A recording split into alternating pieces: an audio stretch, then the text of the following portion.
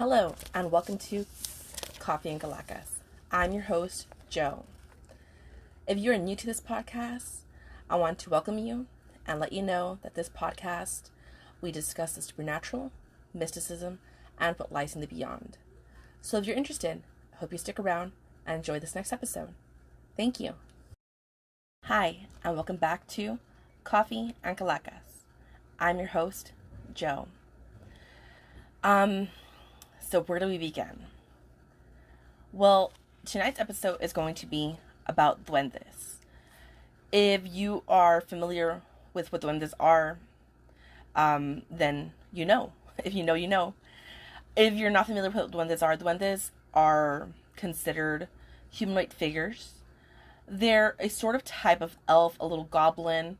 You could describe it sort of like a leprechaun.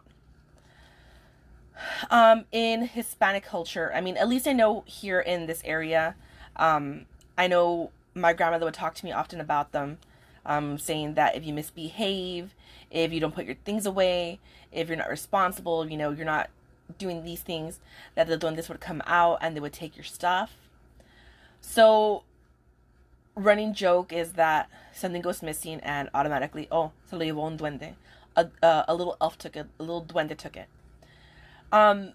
So the reason I bring this up is because, it's a Christmas season and, I've seen a lot of the elf on the shelves and I've seen with things on Pinterest that, or on Instagram that people post pictures of their elves doing things like making a mess with flour or, burning cookies or, just, these little obscure little tasks that they do.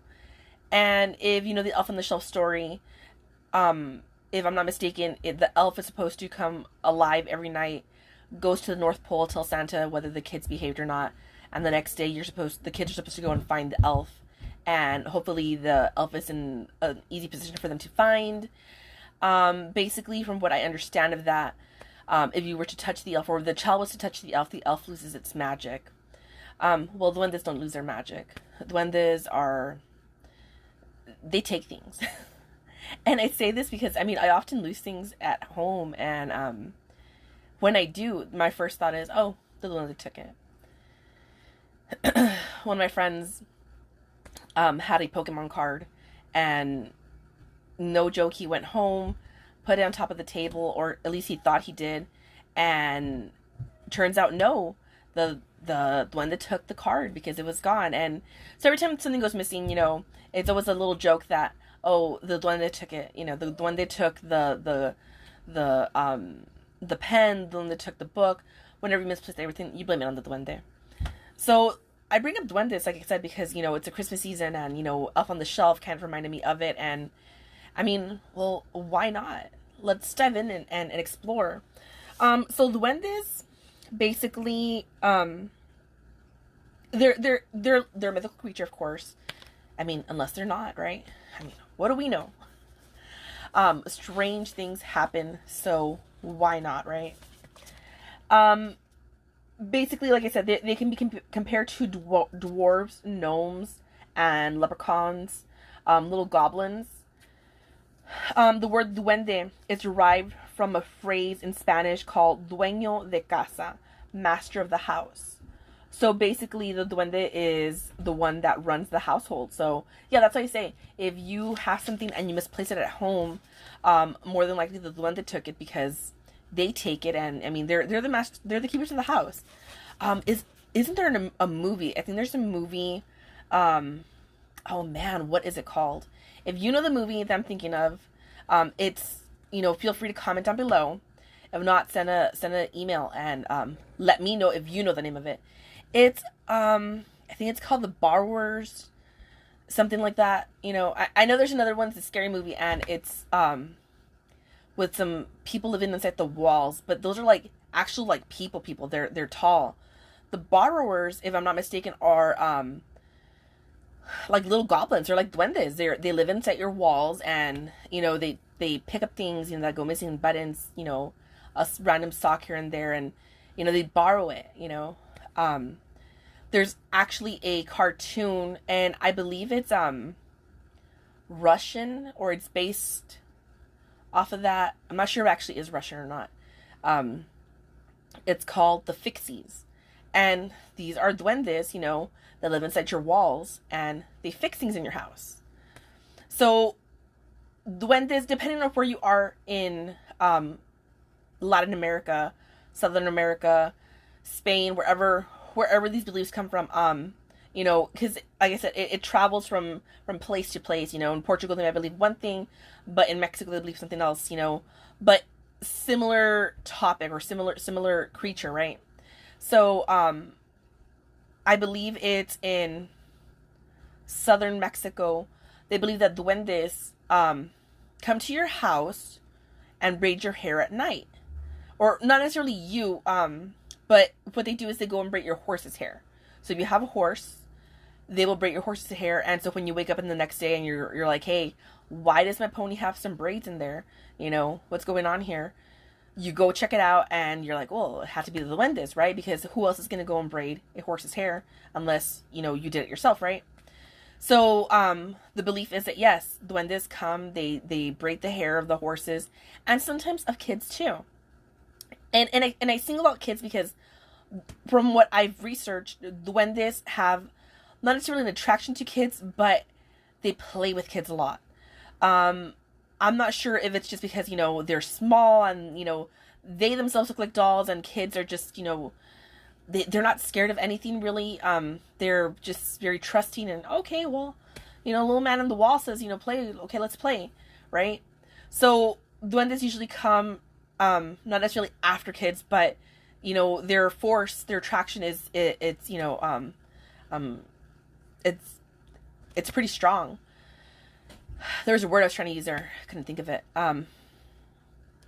So anyways, kids, they sometimes, if they misbehave, they've been told and again, it depends on what area you're from, that if kids don't behave, they're not cleaning, they're not keeping themselves clean, duendes will come, like if they don't clip their toenails, duendes will come and they will clip their toenails, and they take the clippings, right?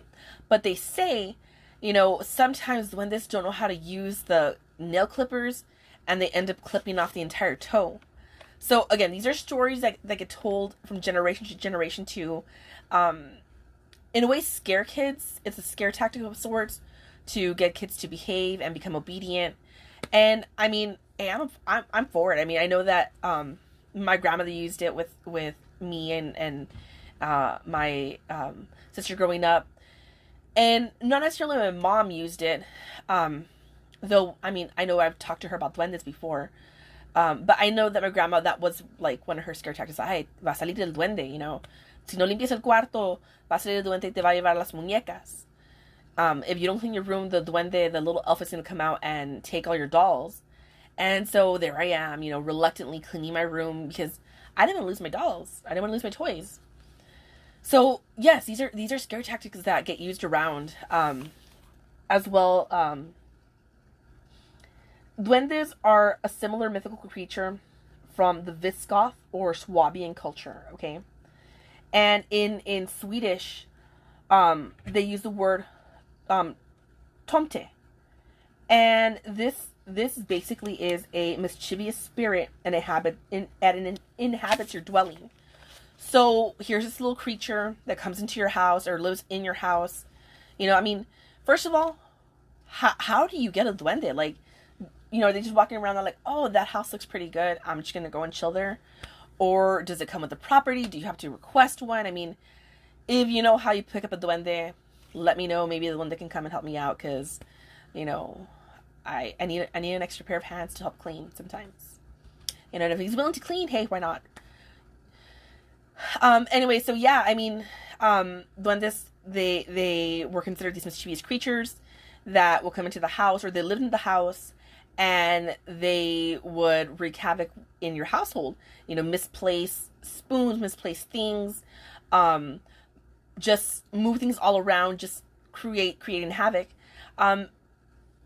There was a video I did see, not sure how true it is or how fake it is. I mean, you can fake a lot of things on the internet nowadays, so it's hard to fully say that the video isn't false, right? It isn't just made up. But in this video, there's a reporter and he's interviewing a family, and they're saying they're being tormented by a duende. And according to the family, the duende, grabs things and just throws stuff at them, and whether it's rocks, nuts, fruit, vegetables, whatever it is it finds, it throws it at them. So if you're thinking it's a mischievous creature, that's pretty mischievous enough, It's throwing stuff at a family, it's tormenting them. Now, if you think back to the Elf on the Shelf, the Elf on the Shelf is supposed to be mischievous at times, or they depict it in a lot of pictures, like I said, on Instagram, Pinterest. Go on there, Google Elf on the Shelf, hashtag Elf on the Shelf, and you're gonna find a lot of the elves doing mischievous things.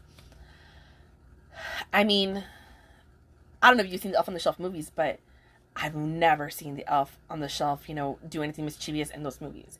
It's on Netflix, just saying in case you're interested in watching them. But yeah, in pictures on Instagram and stuff that I have seen, the elf is making a mess. It's, trying to iron. It's trying to bake cookies, and it has powdered sugar all over the table or the counter. So the elf is always caught doing mischievous things, kind of like a duende or a tomte would be doing.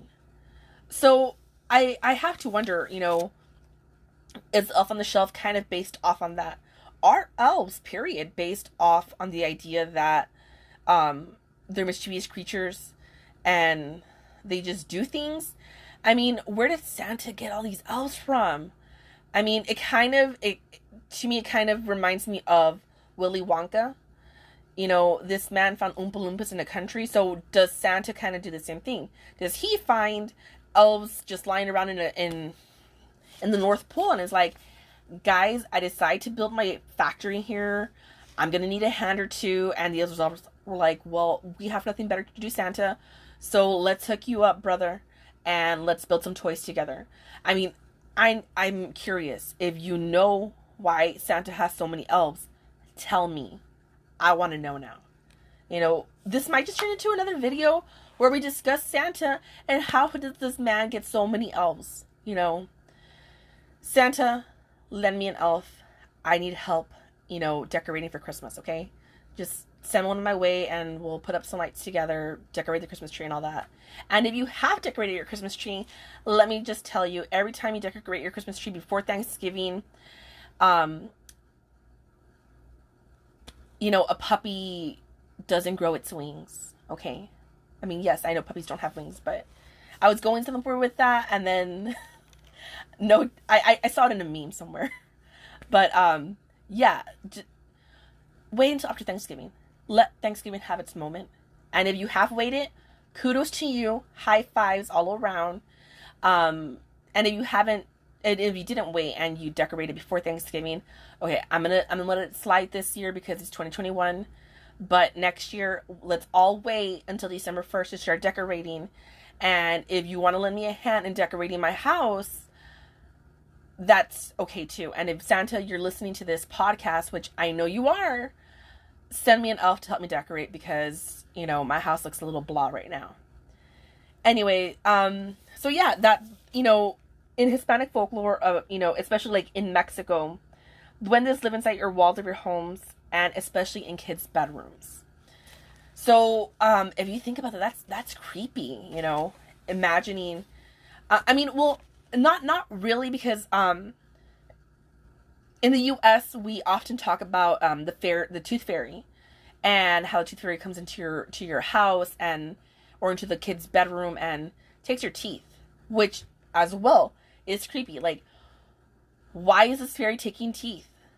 What are they doing with that? That's catacombs kind of creepy right there, if you're asking me, So yeah, it's not unusual, but it's weird. It's creepy. Growing up, I had on my wall, there was a small little hole of sorts, tiny little thing, maybe about 1.5 inches tall. and maybe less, maybe just half an inch in width. Small little hole, and it was in a very weird corner. It's as if like the builders just were like, "Oh, I give up," and just stopped building. Not So where I'm going with this is that I see this hole growing up, and I always thought, "Oh, that's where the duende comes out of," and I was always afraid of this hole. I mean, years went by, and finally, I know I talked to my mom about it, and we ended up filling the hole eventually because I told her that I was just creeped out by it. So maybe that's where the duende lived in my house, in my room, because again, they like kids' bedrooms, and I had so many toys, so many dolls growing up, and I'd always be playing.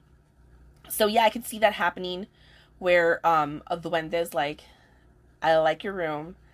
I'm making myself comfortable here. It's a nice little nesting area. And I mean, so I had Barbies. So maybe the one that just wanted to play with Barbies too. Wanted to have a dress up day.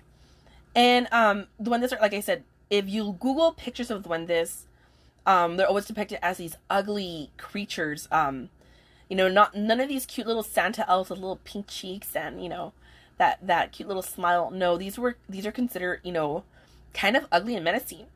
And I suppose it goes kind of hand in hand with the idea of that the story of the duende is used to manipulate, in a way, children into doing what parents want them to do. Whether it's take a shower, whether it's clean your room, help out with chores around the house. But the duende is, they say, okay, well, the duende is going to come for you if you don't do X, Y, and Z. So, of course, kids start freaking out, and they're like, oh, I don't want this to come at me, and they do whatever the parent wants them to do. So, yeah, that's what I have about duendes so far. If you have a story about the duendes, write me back or comment down below. I would really appreciate hearing from you guys. If you don't have anything to say about duendes and you want to talk about Elf on the Shelf, same thing. Email, comment down below. Write to me, reach out on Instagram. I'm usually on there posting. But yeah, I'm curious how that's grown. I mean, based off of this episode, I might just go into Elf on the Shelf next week, Santa, talk about his elves, and Willy Wonka and his Oompa Loompas. If you guys know where I can get an Oompa Loompa to help me around the house to decorate, let me know. I'm curious about that too. So yeah, that's kind of what I have. Like I said, if you have any other information about duendes, if you've seen a duende, if you have a duende, and you can show me proof that you have a duende, I'll send you a $20 gift card to a coffee place of your choice. So let me know, comment down below, and thank you for tuning into Coffee and Galacas. And stay tuned to next week's episode. Thanks.